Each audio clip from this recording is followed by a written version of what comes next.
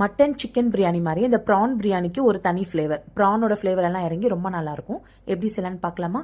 Oil and key ஒரு குக்கரில் சேர்த்துட்டு பிரியாணி ஸ்பைசஸ் எல்லாம் ஆட் பண்ணிவிட்டு ஒரு 6 பச்சை மிளகாய் 3 பெரிய வெங்காயத்தை சேர்த்துட்டு நல்லா வதக்கிக்கோங்க. இந்த மாதிரி இந்த அளவுக்கு வதங்கினதுக்கப்புறம் 2 டேபிள் ஸ்பூன் இஞ்சி பூண்டு பேஸ்ட்டு, ஒரு கைப்பிடி அளவுக்கு புதினா சேர்த்துட்டு 3 நல்ல பழுத்து தக்காளி சேர்த்துட்டு 2 ஸ்பூன் வத்தல் தூள் சேர்த்து நல்லா வதக்கிக்கோங்க.